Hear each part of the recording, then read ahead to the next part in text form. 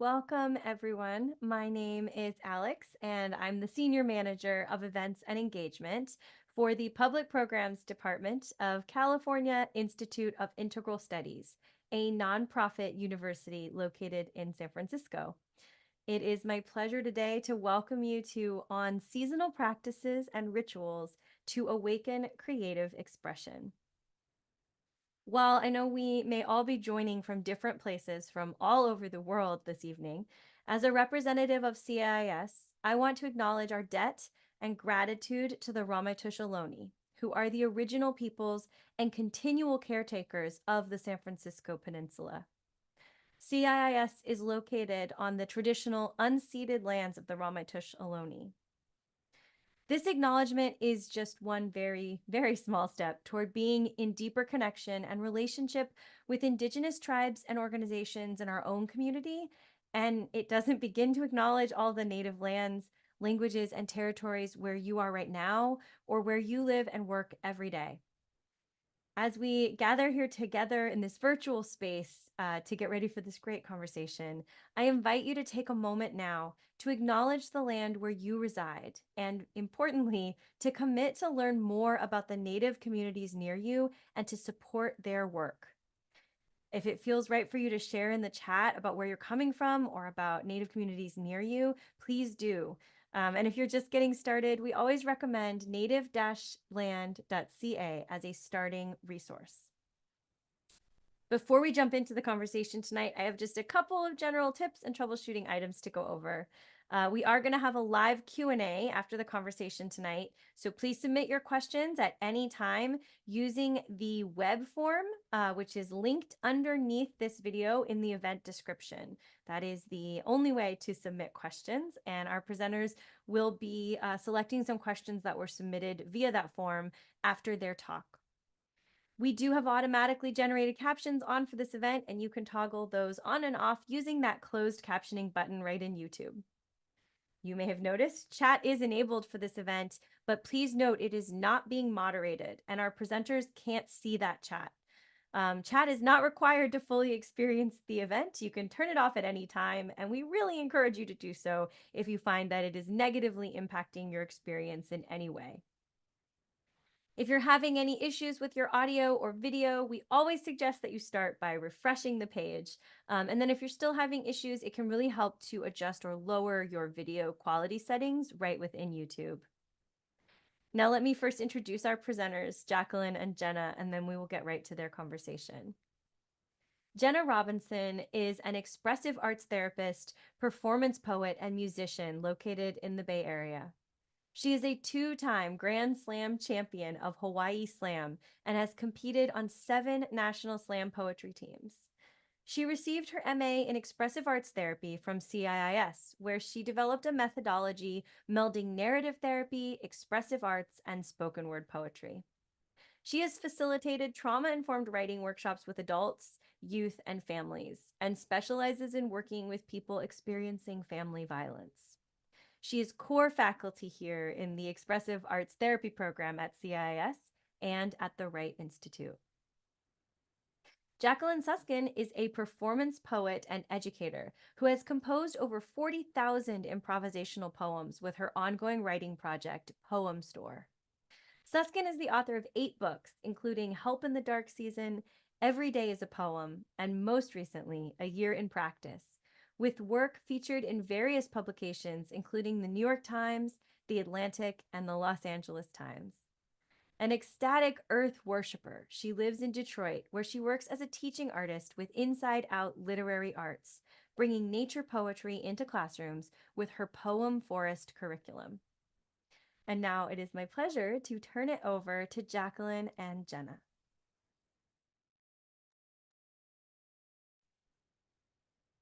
Hello.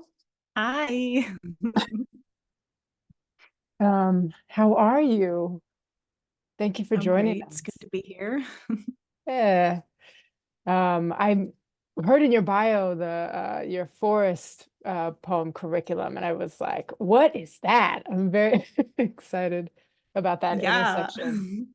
We can Yeah. start there if you want to. Yeah, why not? Why don't Yeah, we that's dive kind of in? my current focus.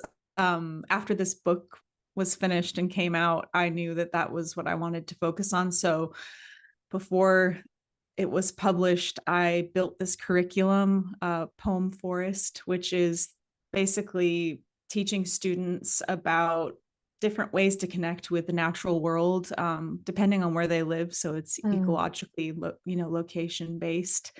And I live in Detroit, so I made the pilot program exist in Detroit, where students can kind of learn how to write nature poetry, learn how to speak about their connection to nature, whatever it might be.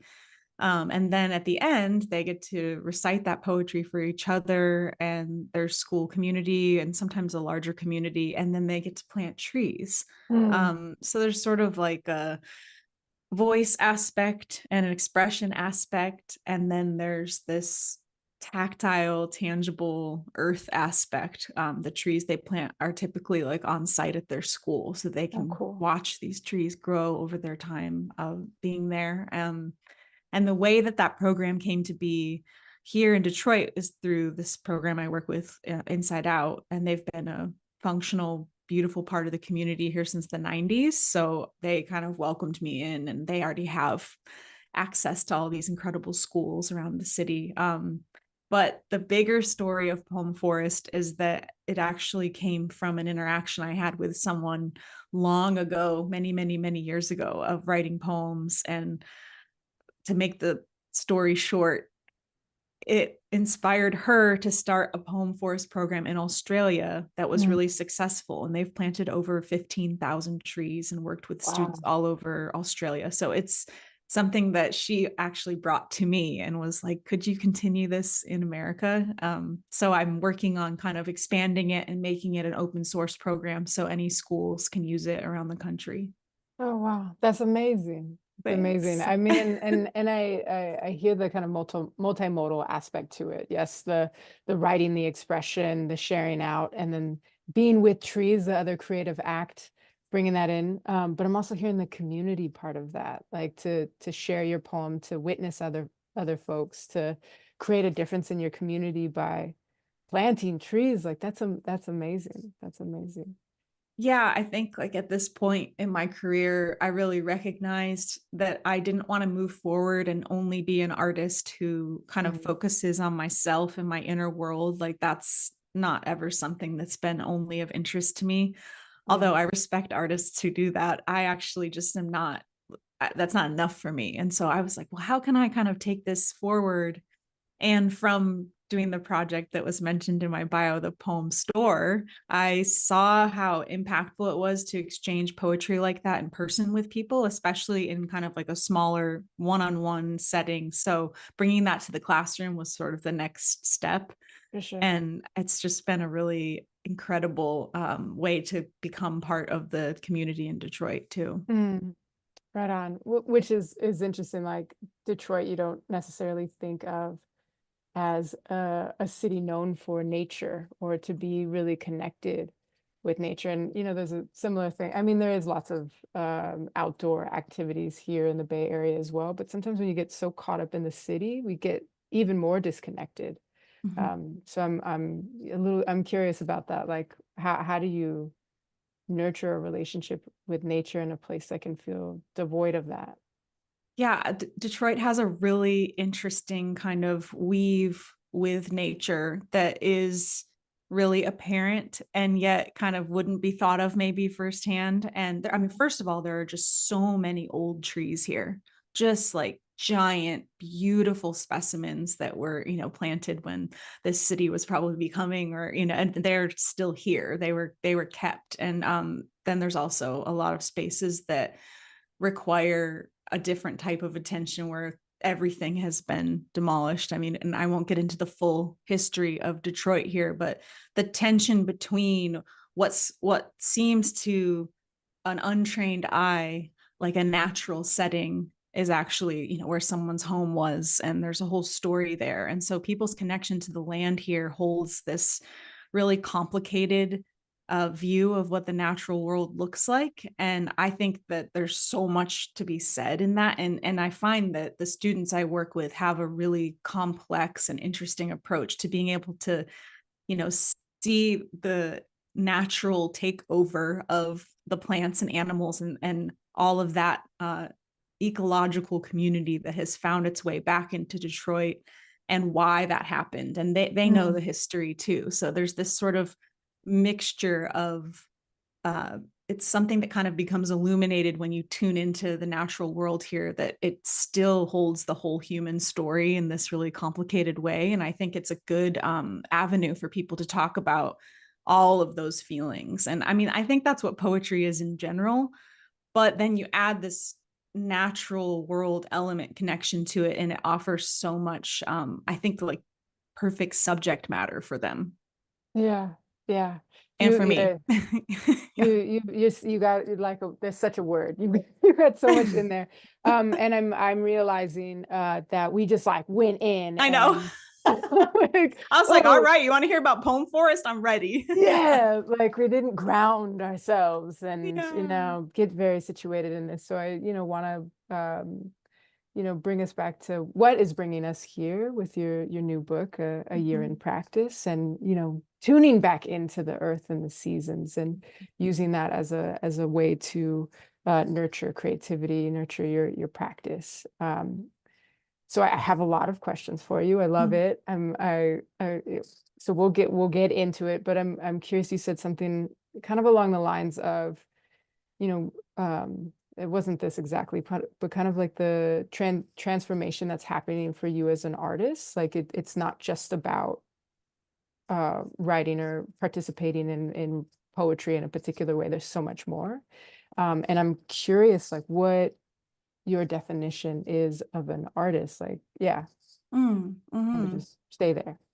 Yeah. I think I'm most interested in the definition that holds almost everyone.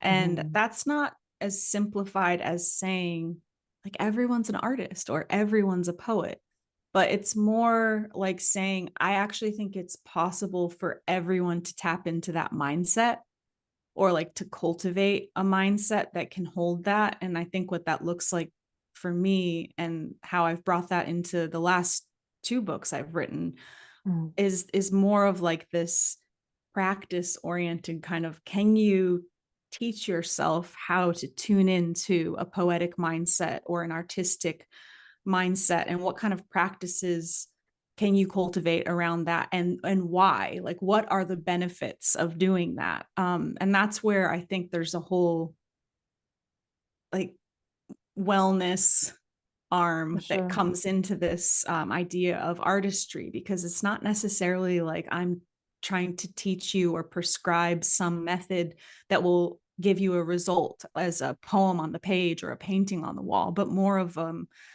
how can you tune into this practice that allows your life to kind of open up a little more for even just like creative thinking or connective conversation, and seeing, how I've tended to those parts of myself because, yeah, they're part of my job, but also just because I'm naturally inclined to as a human. Like, I'm interested, I'm curious, and I want to be able to express myself in a deeper way. And I want to be able to hear someone with, a wider set of tools.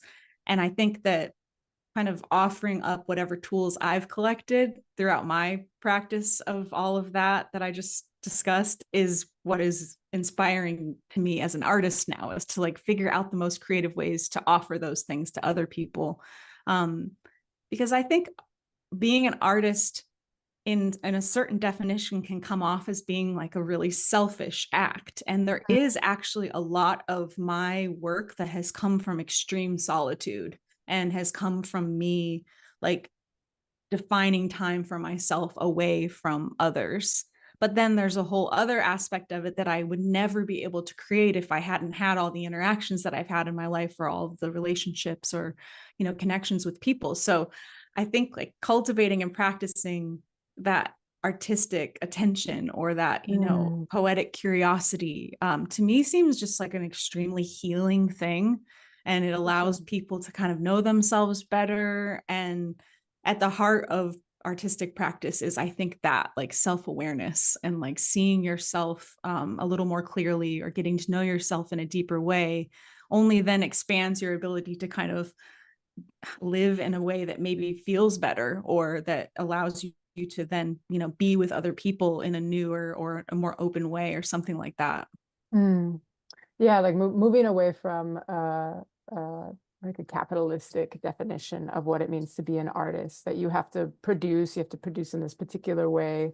We've set Mhm. these standards for, here's this book that will tell you how to do that, versus like actually, how do you nurture creativity and artistry in your life, regardless of the products or the things that you make? Like that would be your life. Your life is your art project. Yeah, Yeah. it's your practice. And Yeah. it's funny, I talk about that a lot when I talk about this book, because it's a year in practice, and it really could be just a year in life on planet Earth, and the idea of practice is that, yeah, we're always practicing life. We're trying to find ways that it can work better for us. And can we live in a fuller way, or can we be more present or more aware? And all of that like takes so much practice. And I think to find yourself in a more alive state, or to be, more excited or enthusiastic or anything like that, is just really this practice of being alive and figuring out, how does it work for you, and what do you need, and what I'm most interested in, what you have access to, which is, to me, Mm. like things that are really free. And that's sort of like why this book is kind of feels like this really sort of like radical suggestion to me, which is like, all of the things that I talk about in the book are connected to the earth and the seasons, and all of that is accessible to everyone. We just have to remember it's there, Mm. but it's there for everyone equally. Just the seasons changing, it's something that, it's just happening with or without us. Mhm. And you don't have to buy like an art set. You don't have to Right. have paint or a particular journal or anything to tap into that. Yeah. It's reminded me a little bit of ecotherapy too, like that, how can we, the intersection of ecotherapy, expressive arts, of using the world as your canvas, and to move outside versus being so solitary inside. I mean, I'm hearing from you there's something really important about being with yourself, but you Oh don't have yeah. to just be in your room by Right. yourself. Well, there's a Yeah. season for that. I'm like, yeah, there's a good Okay. season for that. There's a good season for being by yourself, which is actually now. Yeah, right. Just Where, right now. Yeah. yeah, depending on where you are. I mean, winter Mm, is, I open the book with winter, and it's the sure. longest chapter in the book. I have the most to say about winter, because I think it's the time of year in which I have been able to access practice the most, Mm, in an undistracted, in a highly focused way, where I'm not as interrupted, because people expect less of you in winter, especially if you live in a place where it's really snowy and not mm, everybody's able to be as social. And also just the nature of winter itself.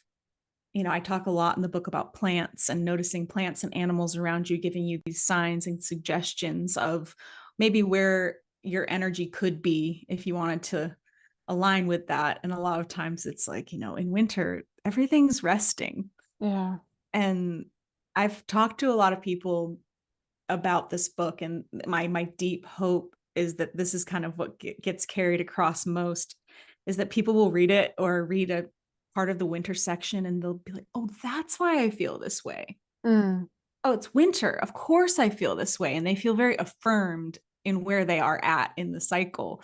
And yeah. I'm like, oh, if that's the only thing the book does, is like provide this affirmation, like, you're doing great, actually. You're not meant to be having some huge output right now. You're meant to be resting, or, in other months, the energies are different. But I think it's just like a good reminder of that. Yeah, you talk about some of the kind of competing demands of holiday season and pulling you out of rest, and how do you, live up or do the social activities you need to do because they're important to you. Those relationships are important to you, and also take care of your energy. Yeah. Yeah.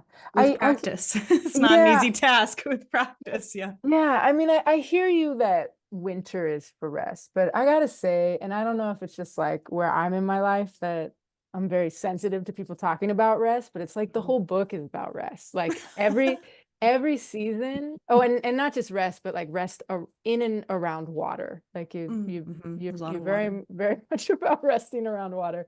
And I'm like winter, deep rest, spring, hold tight, don't do it too fast. You really should be resting before you're like bursting. Summer, rest outside with people. Fall, so fall, prepare for rest. Like I was like, Prepare for rest. Yeah. like, Yeah. okay, cool, cool, cool. And I'm curious about like Mhm. that kind of being a Mhm. center point that you're really rooting your readers in. Not just, I mean, one, you're starting us with that, with Yeah. winter, but also it's so interwoven into every season. And I'm curious about that.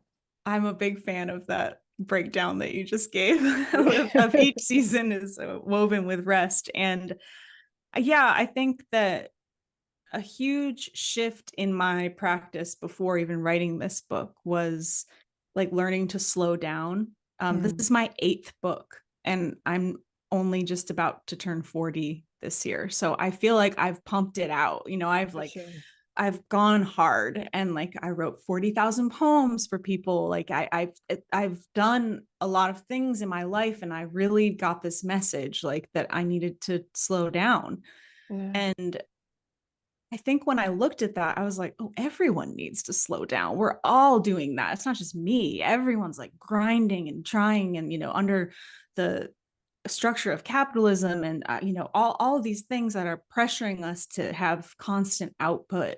And to challenge that, I in myself, I really I wrote the word slow really big on my above my desk, and I look at it all the time. And then I am an earth worshiper, so of course I turned to the earth and was like, what's the deal here? How do I embody this slowness that I'm looking for? yeah, And that was really a huge part of where this book came from, was like an answer to that, which was like actually like the natural rhythm of being an earthling is to rest a lot. for sure. And rest is just naturally built into every season. And we are not examining that closely enough in our culture, and our society doesn't support that. And instead of, just saying, well, you should just rest, it's actually, I think it's been helpful for me to recognize like the wave of rest and say, even in winter, when I'm resting, I'm also regenerating. So I'm Yeah, doing something. And I think even the concept of rest can get really ambiguous. And so I was like, well, how can I like pull all the details out of what that can look like in these like expansions and contractions? Like in an expansion period like spring, yeah, the suggestion is like you're going to burst your energy, it's going to go wild, it's going to be amazing, everything that you've been regenerating and like building all winter is going to come out, but don't let it all come out too soon. Be careful. And that's like also another form of rest, is like, like you said, like don't, just like mind your steps and be like follow the guidance of what the rest of the earth is doing, which is, if you let everything out there too quickly, it might die in the first freeze. So you for have to sure. be careful. And what does that look like when it's applied to life? And I think just the question around like the nuances of rest were answered for me by the earth. And so Mm, then that again was like, oh, well, that is just accessible information for everybody. And it's happening around them all the time. I just think there's so much in the way of us hearing it.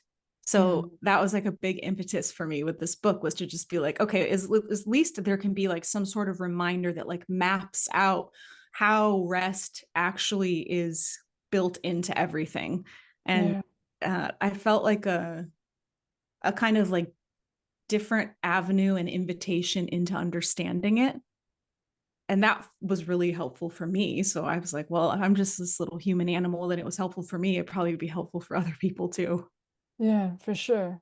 I'm Yeah, something that's coming up from one. It's interesting that poets write about the seasons a lot. So much. So much. I'm in this like poetry group that's all just about the seasons, and I'm like, wow, so many poems. But yesterday I was in a group and we were talking about Marge Piercy's The Seven of Pentacles, Mm. and it's all about the work, the labor you do in the garden of your life, and it's effort. A lot of her poems talk about effort, but that there is a harvesting that will happen. And there was someone in the group that pushed so hard against that poem because there was we have to work and work and work. And I think because for this person in the education system, being just drilled into overworking, that the idea that another poem is asking you to work, that we've gotten so disconnected from the labor of like the world of life, of like seasonal labor versus, industrial labor that is constant, that it was hard for them to receive it, to be with that. So I'm finding it interesting, maybe kind of the difference in work, the way that you're ebbing and flowing it, versus just a constant request for output. Yeah, Yeah. I love that reference, especially because practice is work. Yeah. Like the idea, the word work. And I have this whole thing that I always like to say life is a job.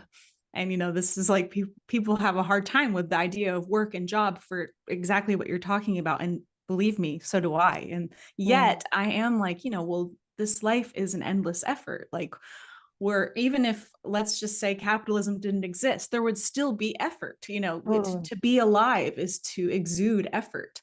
But so I think the word practice, it's almost like I have turned that word into like a synonym for life or something. And what I see in that is like a very purposeful work. And I'm reminded of conversations that I've had with my mom, who will find some sort of like wellness language or something that she's like, oh, this is really great, this could really help me, but then she won't do any of the work. Oh my gosh. She'll love it, and I can see that it moves her, but then she won't like keep it up, she won't stay engaged with it, so none of the benefits come. And I've watched this my whole life, and I've seen it come in different waves and different styles. And I'm so curious about actually the intersection of what you're talking about this resistance to work that is rooted in something that is like anti-oppression and like, very important. And then also this like great passion that I feel as a person for working and for that effort of life. And, how do we like make the balance between those things and pull the good parts from, I'm fascinated by that.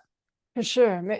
I think there's something, the difference between like the labor you choose to do versus what you're being forced to do, or maybe not always like forced, but like required to do in order to survive. Yeah, from some sort of external force versus what is maybe a soul decision. And I think there's a bit of that in Trisha Hershey's work. So I appreciated you, shouting her out. Oh yeah. In your book, and the Nat Impossible to talk Ministry. about rest without talking about her work. I don't think we can ever do that again. No, we can't. We have to give credit. Absolutely. But in that you also talk about, it was just a blip, which, I wish you were able to put some more space for this, but like the privilege of rest. Oh yeah. And especially as an artist, to be able to say that you have space to rest as an artist is such a privilege. And I'm one, curious about that, if you want to speak to that a little bit more. And yeah, I'll just stop there. I have more questions, but Yeah.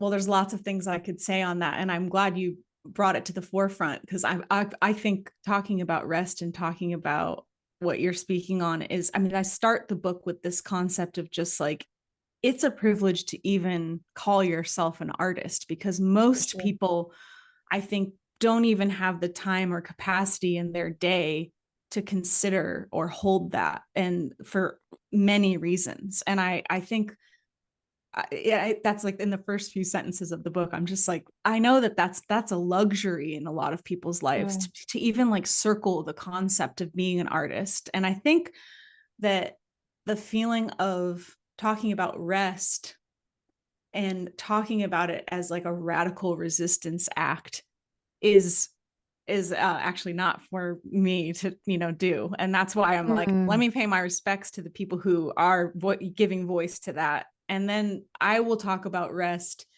in these other ways that I've experienced myself, but that I also do feel like if offered as an opportunity, even as a thought, like the first thing that comes to my mind is like bathing or being in water.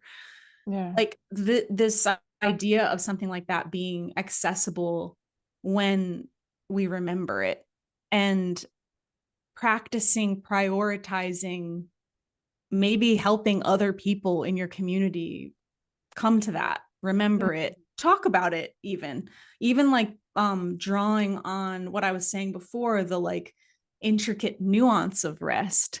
I think like showing how that arrives throughout the year, um for me, feels like this invitation. I had someone, we were talking about the book and talking about how, it's not a prescriptive book. I don't say like, this is what you should do. I'm like, here's what I do. How does this work for you? And then what does that say about you and your position in the world and your Mm. connection to the earth? And if your privilege comes up against that, and the friction of your privilege shows you something there, what can you do with that?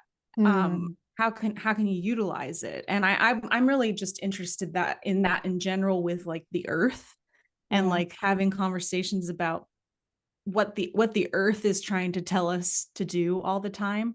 And that to me kind of comes back to like access and remembering, and like bringing not even necessarily new language to it, but just almost like repetition is like a form of love, and Mm. being like, I'm gonna repeat these things in this book that are accessible, in the hopes that they will then also be repeated, and kind of offer this invitation for someone who's going to have a completely different experience than I am, but there is hopefully some simplicity woven into it that feels human and accessible. That's my hope with it. Mm.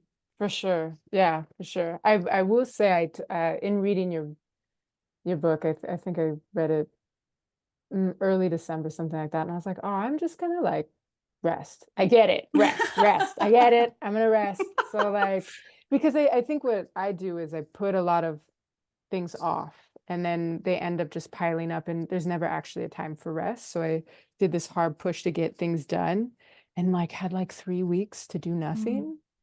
So I like journal, I walk my dog, like I was like, in it. And now I'm having a hard time doing stuff. I can't get back Because in. You're like, it's I only want to rest. Yeah. yeah, yeah. I mean, and I think that's part of what you were talking about spring. Like it's really Mhm. hard to like start to come out of that place. But I'm like curious. We've talked a little bit about rest in our program, in the expressive arts therapy program. Faculty really centered it as a part of we do these things called faculty narratives, where we give a part of our artistry back to students at the beginning of the year. And it was really centered on rest. And it was a lovely invitation. But there's also, some dissonance with asking graduate students to rest, who one are in programs, graduate level programs, often, have families, have jobs. They call themselves artists, and we require them to have artist practices. So there's Mhm. just so much put on their plate. And I'm curious, I know it's not a prescription, but like suggestions you would make for somebody who has a lot to do kind of just right now, Yeah. and is really needing rest to nurture the creativity. Yeah. Yeah, I love that question. I think a big part of what I tried to circle back to consistently, especially in the winter section where like rest is actually the most like straightforward focal point, is like these tiny little bits of rest, and not being like, because I'm in the season right now where I just had a book come out. I just went on a book tour. I Sure. have not rested. And yet this is my season of rest. I wrote this whole freaking book about it. And now I'm like, well, no rest for me. um, but in thinking about that, even for myself, I think there is again this ability that we have to practice kind of fine tuning what that looks like for us, and being like, okay, if I'm going to tune into this season of winter and tune into this idea of regeneration and rest, and I only have like 3 minutes in the morning to rest, like how can I practice what it feels like to be in that space? So there's a lot of like embodiment that I think this book kind of comes back to. And instead of it being like this rigorous, like I have my, you know, my whole bed set up and my eye pillows and my like, you know, perfectly tuned sounds and everything, you know, that I need, like things or materials or anything like that. I have literally 3 minutes and I'm just going to lie here and I'm going to be silent. Mm, I'm going to be still. There's like a mm, whole section on stillness. And mm, like, I think I tried to find ways for that to become apparent for people who don't have a lot of time yeah. rest, because I mean I think that's been really crucial for me to be like, okay, I'm in this winter mode where all I want to do is curl up and do nothing, but maybe I can only do that for 3 minutes one day this entire week. But if I'm aware of what I'm doing, if I'm not just like zoning out and looking at my phone and kind of like carelessly resting, I'll say, if I'm Mm, taking care to say, I know what this is, like maybe with practice, I can get into a deeper state in these short periods of time. mm, And I think that's a big part of why I think the word practice is actually really important for this and why I wanted it to be in the title. Because I was like, this stuff doesn't come easily.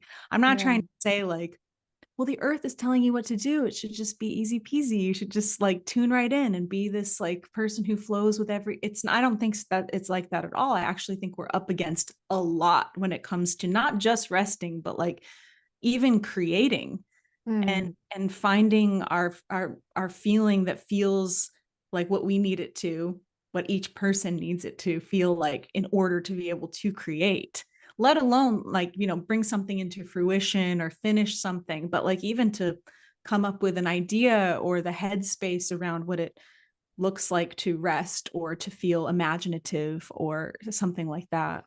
that it like there's a like a desire that we have to have the right answer just right now, or to have Mhm. it just figured out just right now. And that's not the end goal. That's not any of it. It's to be in relationship, to be in practice with trying to figure it out for yourself and Yeah, learning yourself in that process. yeah, exactly. Yeah, well, what a lot that's life. I mean, I'm hearing the Right. book is really, yeah, about life. I hear the synonym with practice in life, really, like I'm feeling into it right now. I think you also name it kind of as devotion. Mm, And I'm wondering if there's something like some mm, connotations in the word devotion to a practice, like that, mhm. yeah.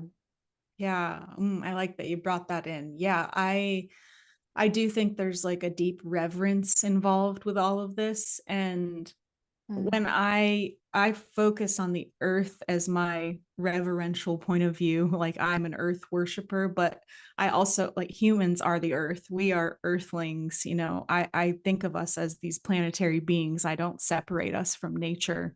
So equally as I feel devoted to worshiping and revering the earth, I feel that way about human beings too. And so there's something in me that's devoted to, in like the most like zoomed out version of this, like just completely devoted to whatever this like grand experiment is, like this mm, chaotic, strange experiment of being alive. I feel so inspired by what is possible and so curious about it, even in like the deepest darkest moments, even in like my most brutal moments of sadness or grief, I'm still like, what is happening here? And to mm, me, that's like the poet in me is like, I'm here on earth devoted to figuring out what's happening. And that doesn't mean there's an answer. It just means I'm paying attention. mm, And the way that the earth moves seasonally nurtures my attention. If I'm connected to it, if I'm, you know, practicing my mental, emotional, and physical connection to the place where I am, then I'm learning more and I'm experiencing more. And that's like where my devotion resides, is in that relationship.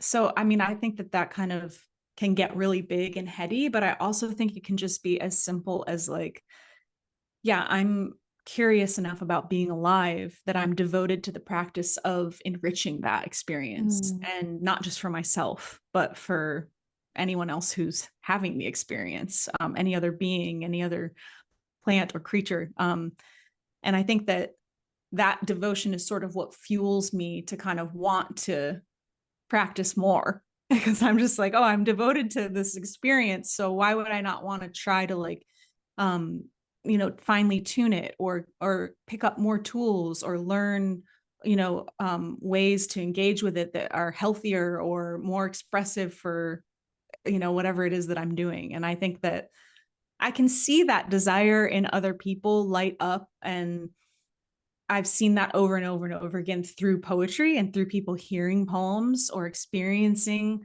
this like devotion to the grand experiment, I like to call it. They're like, oh wow, yeah, I feel that through this poem. And to me, I'm just like, that just means it's already in them, and they're For just sure. having this access to it, or an invitation to join this other person through language. And I'm just that just like lifts my spirit up, because I feel like it's something that's so deeply rooted in all of us. And then that feels true to me. Yeah, yeah. I'm hearing kind of the spiritual aspect to this. If you are so devoted to something, that you have to speak about it. You have to write about it. Like there's a testimony aspect to kind of what you're sharing, wanting to share this with people. Yeah. And I'm curious about like what you think is the relationship with poetry in particular, like to Mm. do that. I know you were talking about the poetic sensibility of a mindfulness, but the not just the awareness, like there's something about the writing. Mhm. And then you said the lighting it up, people hearing it. And I'm curious, like, yeah, what do you think it is about poetry in particular?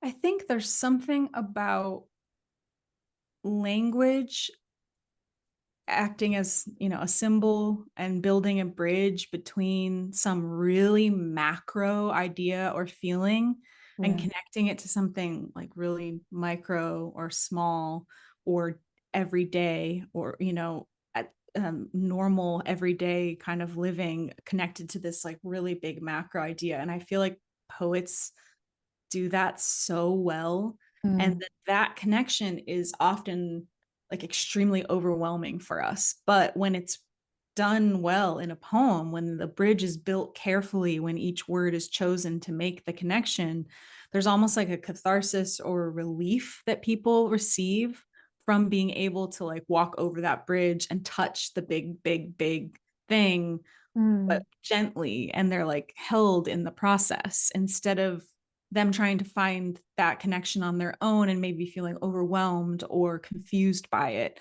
And I think that big macro thing I'm talking about can be many different things, like the abstract things of life, like fear or love even, or anything. And Yeah. I think of poetry as, yeah, as like this like carefully built bridge that, it's just like, here, if you want to touch this, if you want to know it more, you can do so. And it's like maybe safer here for you. And you're held in it by this writer who took the time to like carefully construct these words for Yeah. you. Yeah, like the scaffolding between the marvelous and the mundane. It's Mhm. like in our bones. It's in our it's beyond our it's like beyond our consciousness, really. It's like in our nervous system. Yeah. Hmm. Um yeah, I'm okay. I'm curious too, like as we're talking kind of on this realm of spirituality, like you're calling yourself an earth lover. Is that what you said? An Oh yeah, earth earth worshiper. worshiper, excuse Yeah. me. Like how did that happen? Like how did you come to this place of Mm. a devotion to the earth? Yeah, I've always been like that. Even when I was a little kid, I would just collect like little shells and dead bugs, and like I would put them kind of like on an altar in my room before I even knew what that was, and I would just stare at them and kind of be just in this state of awe of like, how is this thing real? And look at how intricate it is. It's always about like the massive amount of little perfect details, and then like how that fits into the greater structure of things. Like I remember learning about animals when I was younger, and just like how absolutely like intricate and nuanced they were, and perfect that for their niche in the world. And I think even as a kid, before I had these like bigger ideas of the grand experiment and like, you know, the chaos of the universe, I was just like, how could this thing even exist?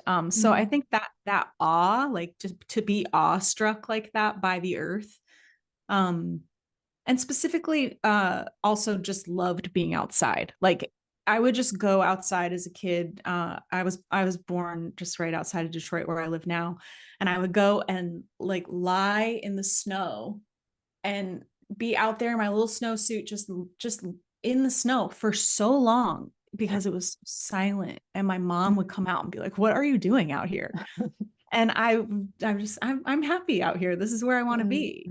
And I'm also an only child, so I had some peace. But I think there were just all these, you know, connections with like trees and outdoor space that I felt such a depth with even as a kid. And then as I grew up, it just became more and more evident to me that that was my connection to everything sacred or godlike or whatever I felt comfortable calling it. And now I just say I worship the earth because I think it's like I really am in the spiritual sense deeply interested in the fact that I am here on earth, even though in my spiritual understanding of things, there are many connections to be had with other places or feelings or ideas or concepts. But I am here. My consciousness is in this body on this planet. So I think to me, even just that like equals this devotion. Like this is where I am right now. So why would I not like really be here and be like you know, revering it? Yeah, to be in awe of the world and the present moment in particular. It's not just the world at large, the past and the future, but like how it is right here where you stand. Yeah.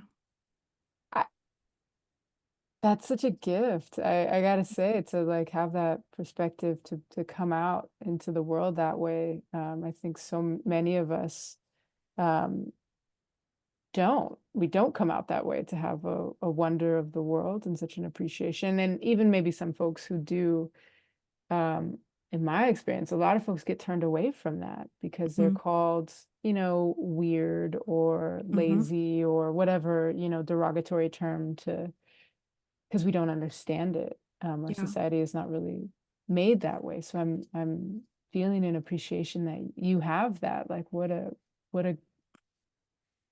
a precious thing to have of the world. Yeah, I feel incredibly grateful that even in there are huge periods of my life where many things could have steered me away from the way I feel about the earth. But um, you know, I think about these different times when I turned back to it and sort of I do think actually a big part of why I was able to hold that so deeply was that I had came from a family that was not holding me. And so the earth was always holding me. And I was like, well, I know I can always turn back on like this will always be behind me. The earth is always holding me. And I think that actually like reinforced it. Like throughout whatever traumatic experiences I had in the human world, like the earth was like, no, you're good. And it took me a lot. I will say it took me a long time to fully accept and feel the human aspect of my earth love. That was not as easy for me, but I you know, I've practiced that and cultivated that over like probably the last 15 years of my life. So Yeah, you mean like to hold reverence for the people as a part of the earth as yeah, well? yeah. Yeah, that's a whole nother thing. Mm-hmm. They're not as consistent as the ground of Yeah, holding you, for sure. yeah. Mm-hmm. Yeah, I appreciate that, like the idea of having your attachment figure be the earth instead of your parents, especially when you have such deep wounding with people who are Yeah. inconsistent or harmful. Yeah. The earth. And I'm also holding, because I got some stuff about nature that I think is ancestral when you've been harmed in nature, or where Mhm. nature has harmed you, and you know, kind of getting into a healing relationship with the land is a whole nother thing, I think. Mhm. Yeah. Especially I'm Absolutely. thinking up here in the Bay Area. I mean, in California in general, like the way, you know, wildfires are, Yeah. and how people can be in such um tense relationship with the earth. Yeah. Yeah. Well, I'm this is gonna feel like a weird segue. But we're talking about, I remember you talking about a tree, a particular tree, Mhm. and you and you also talking about sharing your art or your poems, whatever, with trees, like with the land. Um, and speaking of like moving from rest, you were talking a lot about in summer sharing your artwork in community. One of the options you give is to share with trees. If you don't, Mhm. that's where I'm making this connection.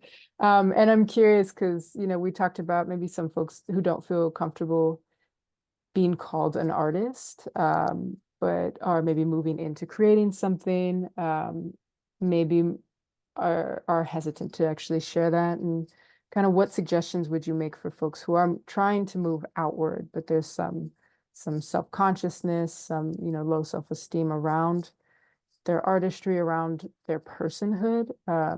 So to share that, one, like Mhm. what suggestions you would make for sharing that with people, Yeah. human earth beings.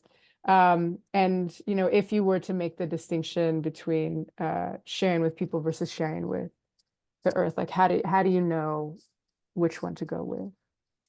Yeah. I think in the summer section, I talk a lot about sharing and, you know, because I do think when to share is a big part of it. Like seasonally, yes, but also like knowing when you have enough energy and you feel like you're ready to do that usually comes with like a certain point in the project, like where you're like, okay, I've like worked on this enough.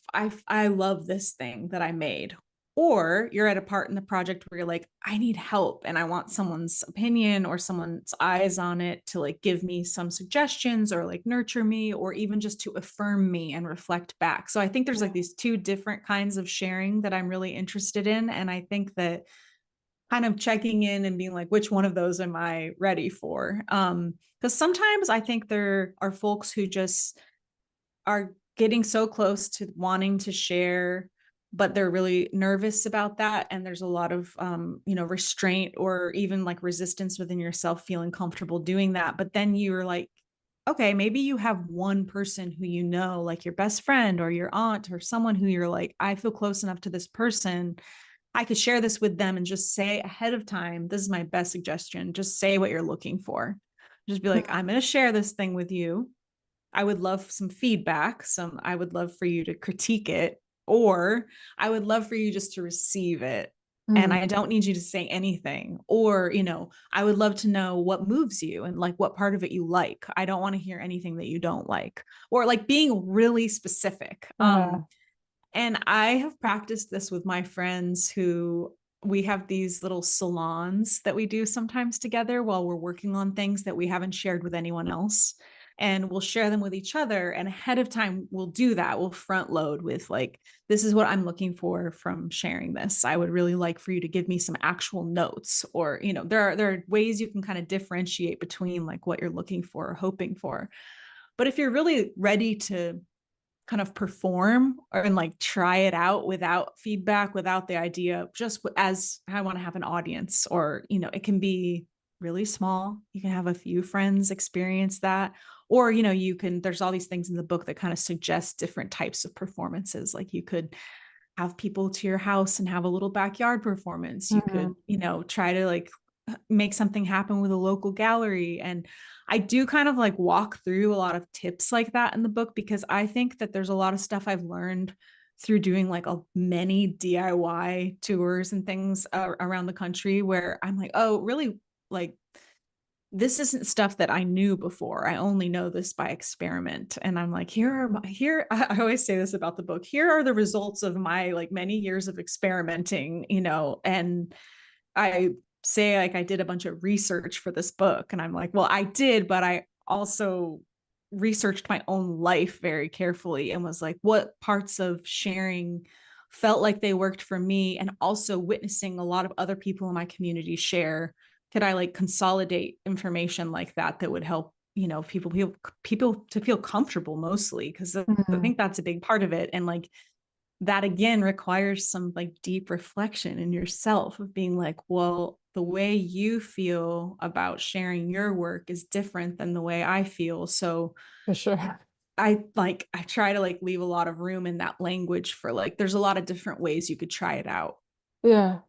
Wait, what's the difference between sharing and performing? Because you said if you just want to Mm-hmm. share versus if you're ready to perform, like Yeah, I what's feel the like difference? maybe performance is like a more of a, I don't really want any feedback kind of like, I'm just going to give you this thing.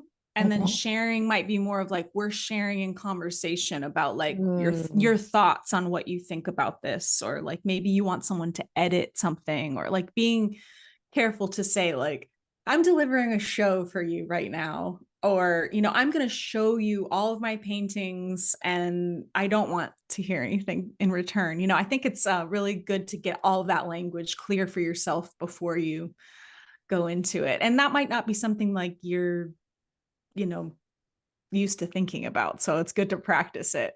yeah, I don't think people do that in relationship, like Yeah. period. So like to know exactly what you want and to ask very clearly, this is Mm-hmm. what I'm looking for. I don't know that one that we know how to do that, but let alone that we feel like that lots of people feel like they have the confidence or the authority to say Mm-hmm. that. So Yeah, then to do that for your creative act might be a good practice, I think it's actually. a good So practice. it Yeah. might be a good practice Yeah. to state your boundaries and exactly Yeah. what you Yeah, what you want. exactly.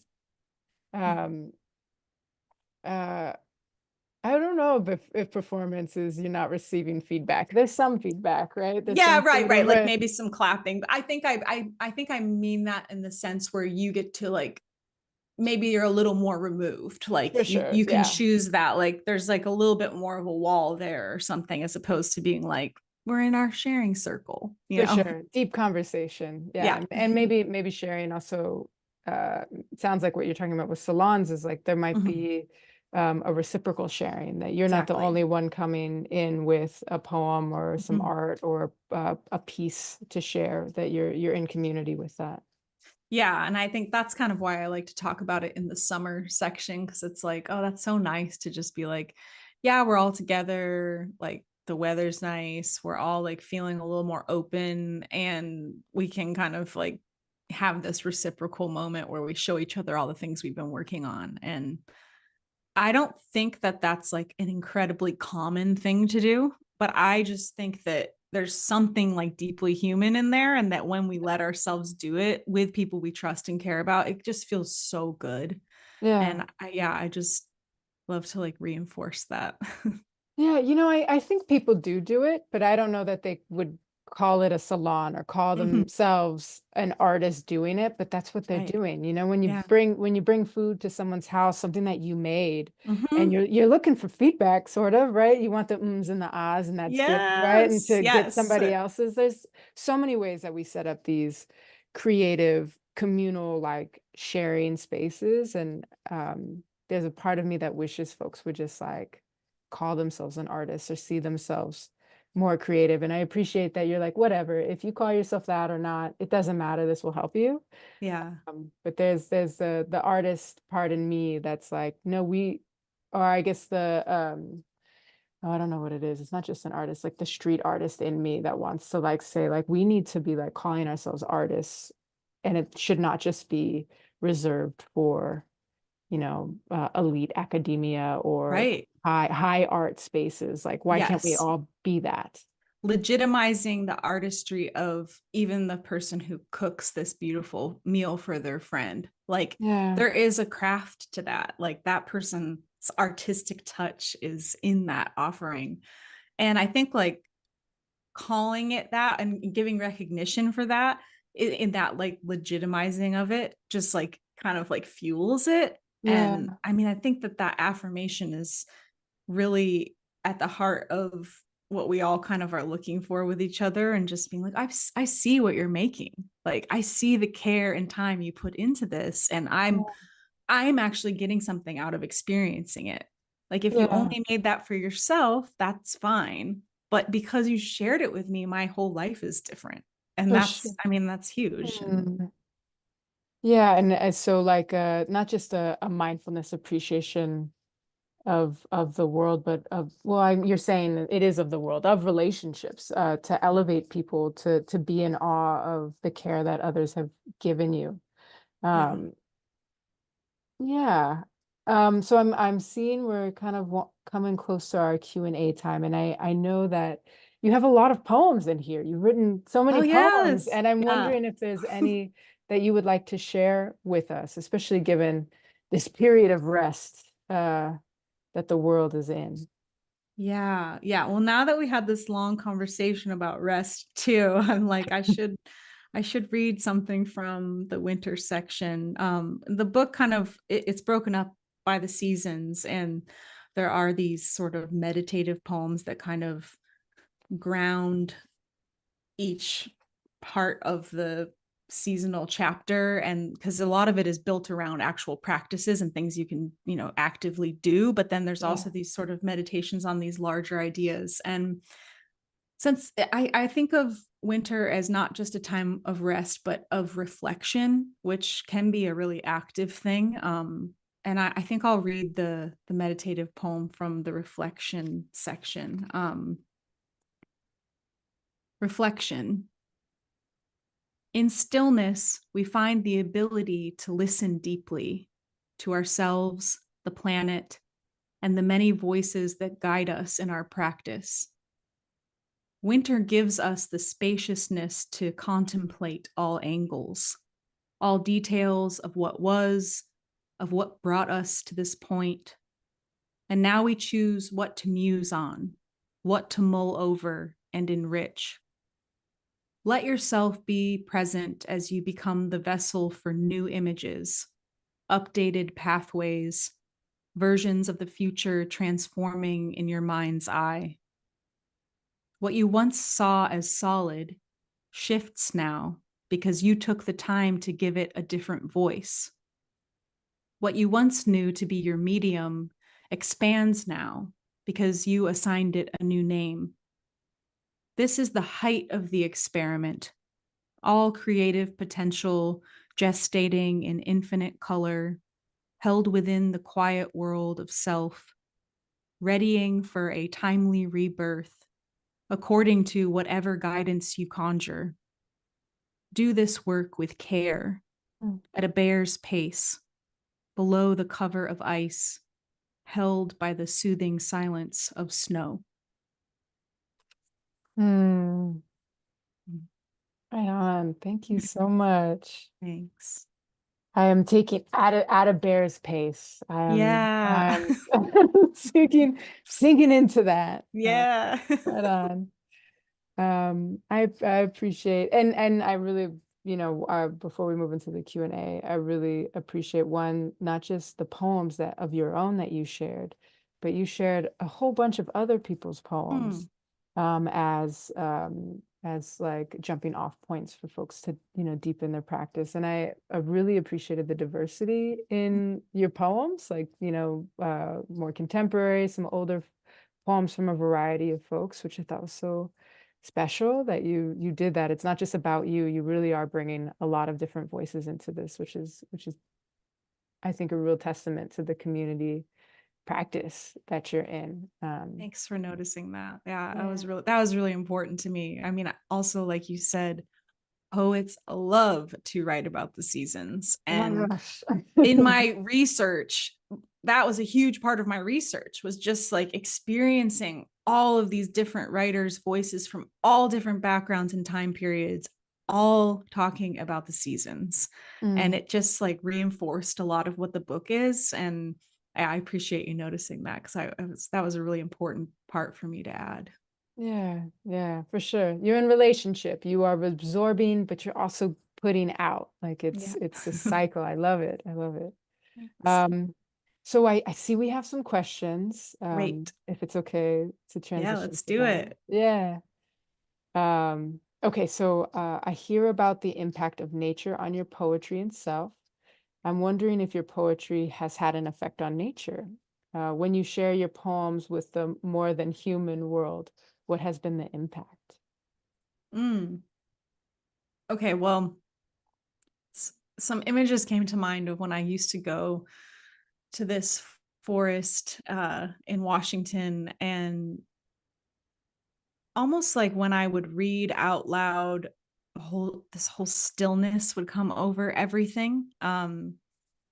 So that first came to my mind, was I was just suddenly in that place and reading aloud and everything would become still. And there was another place where I lived where every time I would go and read to this valley, a hawk would come. And so Mm, things like that, where there would be like this sort of pause and then some sort of interaction. But the main thing that came to my mind about the actual impact on nature, what is the idea of actually where this poem forest came from, mhm, was that I had a connection with someone who I wrote a poem for, who I didn't know at the time. His wife had passed away, and I wrote him this poem that was a really impactful piece for their family. And through writing this for them, I built a relationship with them, and then learned that he was the senior vice president of Green Diamond Timber, which is like the largest timber company. Californians are probably familiar with this. And through my relationship with Neil, and we're still really good friends. He, a very unlikely friend for an earth worshiper.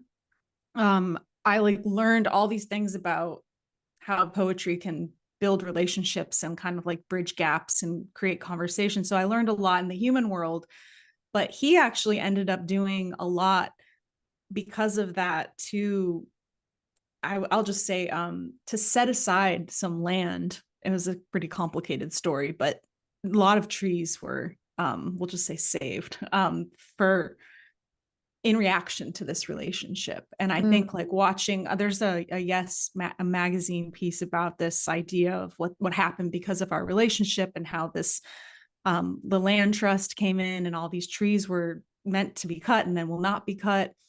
But what came from that was, for me, this idea of how poetry actually can directly have an impact on, one, relationships, and two, like relationship with the earth. And then from mm, that article, this woman in Australia was inspired to plant all these trees. So I think there's like, to me, I'm really less focused on the like whimsical moments that I've had in nature reading mhm. aloud, because those are sort of like just my private little silly times, but special to me. But these bigger interactions that have actually facilitated like real, genuine, tangible change, that trees were planted or trees are still growing. So I think that's my best example of that. Yeah, for sure. Yeah. Like, I mean, I'm here for reading the poem to your house plant and how that can Yeah. rejuvenate them for sure. But like I think often poetry or art is actually more of a catalyst for change than like information or like very serious advocacy. So because it's coming from a heart place versus like a brain space. So yeah, it's amazing. Yeah, and a lot of change happens in that heart space. And I think I I had that experience, and then from that I have carried with me, I think, a lifetime of fuel that like allows me to believe that, yeah, what you just said, artwork actually can make like a huge change in the world. And I I sometimes can't believe how true that was, and then it continues to be so. So I think that's my best example of that. Yeah. That's pretty phenomenal example, I gotta say. Um, all right. So I have a couple more questions. So how do you draw a boundary between art as rest and art as work when art is your career? Mhm. What's a good way to begin practicing art and rest together? Ooh, especially in a way that is attuned to the earth. Buy this book, I think I think my Yeah. brain Okay. answered, Well, but yes. read the book. Yeah. I'll read the book. But I do like the question about, I mean, I think being an artist for your job turns a lot of these things on their head. I think it's because like my whole life is wrapped up in my job, because especially as a poet, you know, it's hard for, I'm always a poet every moment. So Yeah.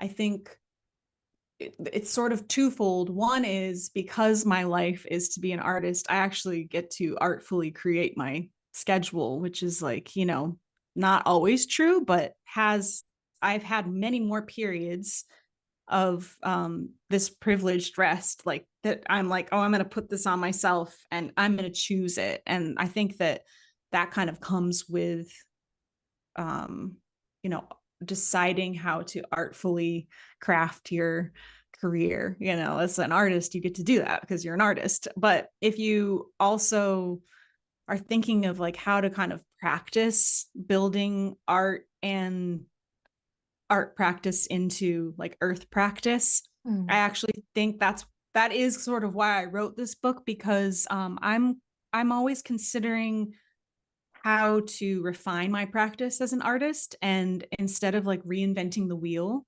or, you know, trying to like build my practice from scratch, I turned to the earth to be like, what do I do? How do I do this in a way that's actually like feasible and that nourishes me? And the earth was like, well, let me tell you, there's all these, you know, moments during the year where it's great for you to really have output. And if your schedule in the human world doesn't align perfectly, like I just gave the example of, I had to go on this whole book tour in this time where I normally would really be in like a full on cave if I had a choice. I was like, that's okay, as long as I remember to like touch that place of rest as much as I can. And so I think that's what it is. It's like a balancing act. And in my kind of tuning into the seasonal practice, I've allowed myself to then have like a touch point and a reference point, Mm, because it's really easy to forget when to do those things. Even for me, I've written a whole book about it and I can still forget. So for sure. I think that um, it's funny because my answer is sort of like, it's easier and it's harder as someone whose job is an artist to, it's really hard for me to not want to give to my career constantly. But I also sometimes am like able to have a choice in that, when I think if I had a different kind of job, I probably wouldn't. Mm, So I think it's twofold. mhm. I don't know if that was a good answer or not, but Yeah, for sure. Well, and then it's also the artist life that you want to live. You could Mhm. be cranking out stuff and being a machine, but is that actually Right. who you want to be, how you want to live in the world? And And that's a yeah, choice. yeah. And that just reminded me too of like the way we enable ourselves to make these choices is sort of around like, I know from my experience over the last, you know, decade of deep work and like making all these books and everything, I would never have been able to make the work without like going into these more meditative periods, Hmm. because that's where my best work comes from. You know, there's a whole section in the winter part of the book that's all about sleep and dreams, and how so much of my work comes from that realm. So if I don't give myself that, then I'm not going to be able to create the thing I want to make. And so that's another part of it, is like Mm, something that is seemingly restful, like maybe taking a nap, also could be then like for sure. extreme. I can get so much subject matter from that, because I've trained myself to have a journal next to me. So when I wake up, I'm immediately working, but that's very fulfilling for me. You know, I just also rested. So it's kind of like it's all connected in that way for me. Mm-hmm. Yeah, you've like set these in the intention to be in practice for the seasons to give you the message, and then and to set up like having your journal right there. You now have done the deep work to understand what works for you, and then set up all these things that can cue you when you get maybe kind of lost in it or forget. That's exactly. And I think like I'm really interested in that kind of process for each person. Like, Yeah. what can you set up for yourself to cue yourself when you forget, or when you get overwhelmed, or when you're kind of lost in your process, or whatever it looks like? What kind of cues have you taught yourself or practiced enough that you can kind of come back to those things? Yeah, for sure. Um, so another question is, can you give us maybe a couple examples of rituals or practices for each season? Okay, Yeah. a little overview maybe. Yeah. Yeah, sure, I will. I'll go to the table of contents. Okay. That's what I'm gonna do. Okay, so winter, well, each section I give prompts from the planet. So Yeah. that's like the planet kind of reminding you of what it's doing. But the practices in winter are stillness, restorative movement, uh, Hmm. bathing, any kind of like connection with water, sleeping and dreaming. And that's the rest section. And then there's the reflection section, which kind of focuses on retreat and talking about retreat as a practice. And I don't just mean like leaving your home and going on some like retreat in the desert, although if you can go do that. Yeah. I mean literally like building in some sort of schedule that gives you a Yeah. retreat in your daily life. And I kind of break that down and give like schedule examples, and meditation, breath work, journal review. Uh, Winter is an amazing time to go through all of your old journals, because I think there's like a peace and a stillness that I'm thinking of with winter where I let myself explore those things. And that takes a lot of energy. So it can be like, maybe you want to just do one journal for the whole month and be really slow with it. But I talk about that as a practice. And then there's some more for winter, but I'll give some other ones. Like for spring, practicing patience, Mm. practicing um, cultivating outward awareness, grounding movement, practicing rebirth, practicing remembering the darkness in the light. And that's like the emergence section. And then there's the fruition section, which is like the second half of spring. Everything comes into fruition. And Mm. so that's kind of practicing picking a project, communicating and getting loud. It's like when the world is starting to get loud and communicate again. And then in summer, there's this togetherness practice of kind of creating community and connection and collaboration, creative conversation, knowing your audience, planning your performances. Um, Swimming is a practice in summer. Yeah, Mm. I do love the water. Yeah. And then in autumn, fall is like a time for preparation. So there's like the gratitude of harvest, practicing stockpiling and preservation, practicing connecting with color, uh, practicing when the veil is thin. Mm. There's And then practicing clearing and closure. So those are some examples. And obviously I break them down more in the book, but I wanted to kind of give an overview so you could also get a feel for like the waves in the practice where, the beginning of spring, I say to practice patience because I think that it's a time of year where I find that you have to kind of wait and hold back and be patient and things like that. So there's this sort of energetic wave to it all. Yeah. Um, in this field, like someone has a question, does creativity wane in winter for everyone? How does our creativity relate to the seasons? I think you've been getting at that. Do these patterns apply uniformly to everyone? Definitely not. Yeah. There's no uniform.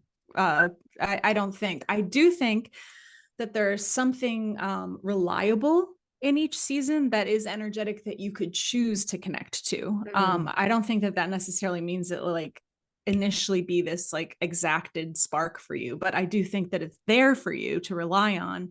And then I don't think of winter as a season that lacks creativity. I want to be clear about that. I Yeah. actually feel like probably some of my most incredible ideas come in winter because I'm meditating or turning inward to find them or to reflect on them. But what I think I stress in that for myself is to not be compelled to then turn that into a product or to turn that into an outcome, but just to kind of like let it live in me for a little bit.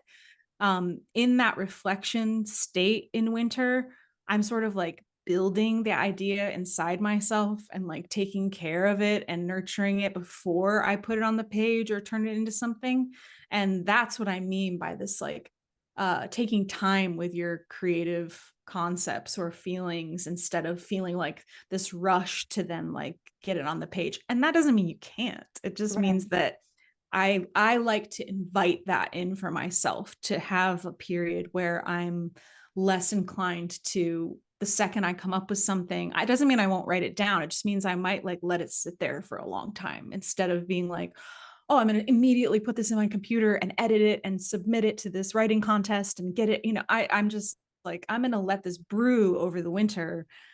And I just find that when I do that, the work is then better and I like it more, or it feels more true to the process that I've practiced, which is like a more elongated, slower approach as to maybe when I was younger, when I would like get things and just be like, oh, I'm going to frantically finish this thing. I'm now like, oh, actually in winter is when I kind of brew on stuff, and it gets, when you let something brew for longer, it usually becomes a little bit more rich and maybe more interesting.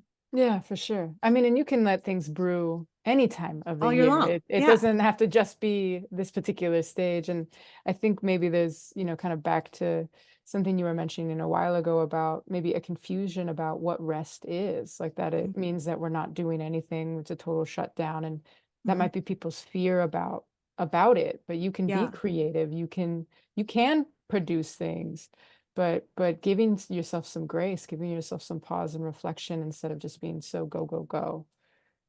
Yeah. And this question also makes me, I'm glad I've just remembered to say one of my favorite things I like to say when I talk about the book is that the seasons are meant to be sort of like energies that you learn or ideas that you learn, and then you can apply them throughout the year. So for example, sometimes I need a little bit of winter in summer. For Like for sure. me in summer, I get super overwhelmed by being with people all the time. And I'll just for like a day or something choose to be in my winter mode. And like I've connected to what that feels like in me enough to know, okay, I'm going to like go in my cave for a little bit is what I like to call it. But it's just like my winter mode, my winter energy. I'm going to tune down. I'm going to take a little time to myself. And like every season is like that, like I've definitely had to call upon summer energy this winter because I was with a ton of people and I was sharing myself. And so I was like, okay, I'm going to put on my little summer hat right now and pretend, hold on to however you want to think of it. And that actually really helps me to be like, this is a very familiar energy. It might not be summer right now, but I can conjure up what it feels like. And I can kind of use that. It almost like it lifts me up a little bit. Yeah, for sure. At the natural performer you are to tap into Mhm. energies like that. Um, okay, so on rest, do you have any suggestions for how to bring rest into workplaces that are founded in grind culture in capitalist values? Mm-hmm. Yeah, I think this might sound really simplistic, so forgive me, but this is like the first thing that comes to my mind is like, one, is there a way to like block out sound for even just a little bit? Like, can you Mm-hmm. have some form of like silence, even if it's just for literally like a break, like 5 minutes where you put on some canceling headphones, or I don't know what it is, or if not in that silent way, is there a way you can get outside? Because a lot of times people will ask me, how do you continue to nurture your relationship with nature? And my really simplistic base answer is I go outside. Like I look at the sky, I look around me, I'm outside. And it doesn't mean I'm, dancing around or like, singing to the universe. I'm just being, but not inside. Mm-hmm. And so I think that might be something that if you can try to like have a moment where you just are outside instead of inside, that can like really help change, and that can be really restful for your eyes, even to like not be looking at a screen or not be looking at things that are up close to you. I sometimes I think, this idea of rest sounds really like holistic and it's like a whole body experience or it's a whole mind experience. But I actually think it could be really sensorial.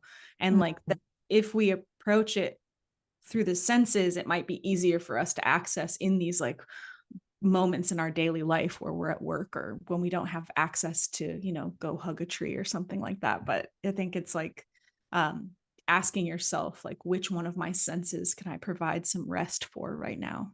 Mm.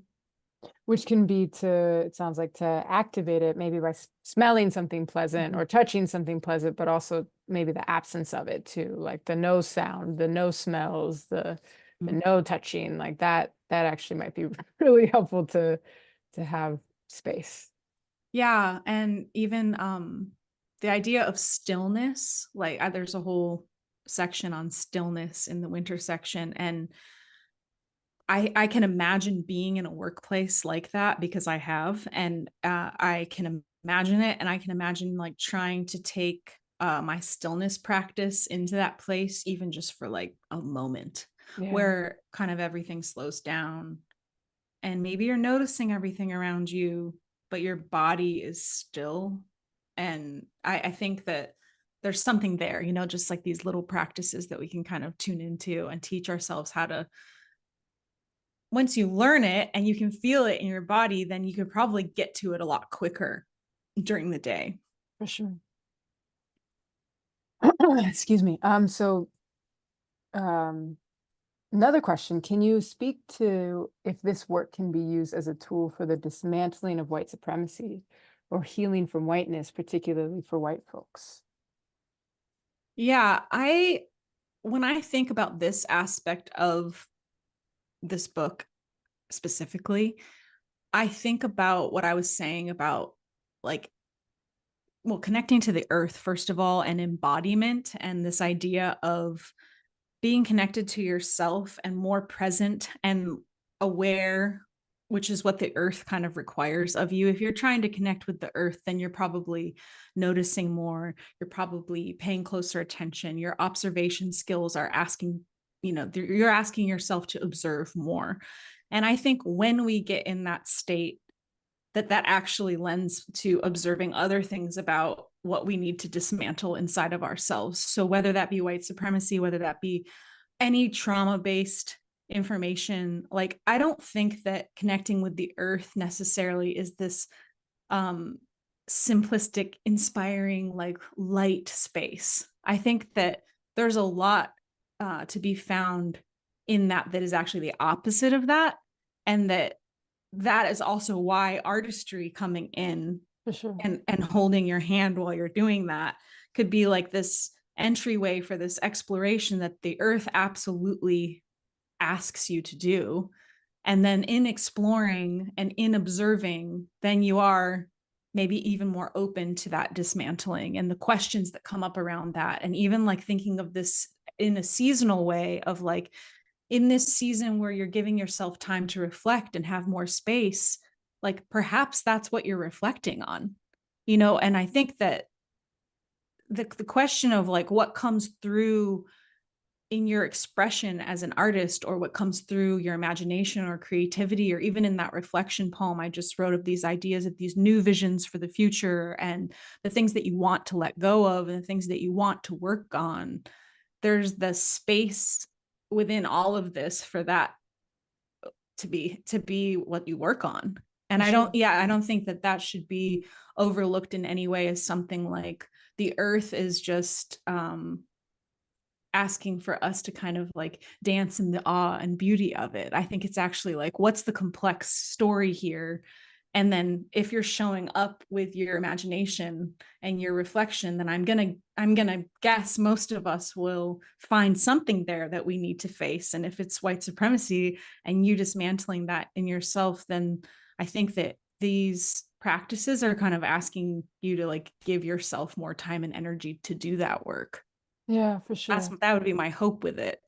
Yeah, I appreciate you naming like that this isn't like meant to just be like flowery sing in the fields. I mean, do you, but also like it's much more than that because I think, and especially in the CIIS community, something like spiritual bypassing can happen a lot, you know, Absolutely. and people's relationship to nature, to say, oh, we're all the same, and we just need to connect with the earth, as a way to like ignore people's like real suffering in the systems that we exist under. So I'm hearing the like, we don't need to do that. You can make a real commitment to understanding yourself and using the arts, using the earth to do that. And then like the practice of turning that outward too. I'm like that, to be in community with that self-awareness is super important. Yeah, absolutely. All right, last question, best question, I think. What in nature is bringing you joy? Like right now? Yeah. Well, yesterday it snowed here, and it was so I went on a walk and just enjoyed it, because when it snows, everything is like bright white light. And to me, that is like the best gift of winter, when the light comes on, instead of it being all gray and heavy. It's like, oh, actually, this is like the time where I get to just feel the sun reflecting back to me. And that's my favorite time for stillness, because the snow creates like a total silence and stillness over everything. So that gave me a lot of joy yesterday. Right on. And that's that image of you as a kid you were talking about, Yeah, of just laying in the snow, just exactly. being with it. Yeah. Cool. Right on. Thank you so much, Jacqueline. This Thank has you. been wonderful, really meaningful conversation, and really like an impetus to like be in practice, whatever that practice is. I'm hearing about creativity really being the focal point, but any sort of practice in relationship to like our bodies and the land is crucial right now. That's at a time where it's the world is asking us to be so separate from that. So I appreciate you calling us back to that. Thank you. Yeah. Thank you, everyone, for being here too. Yeah, yes. Thank you, everyone.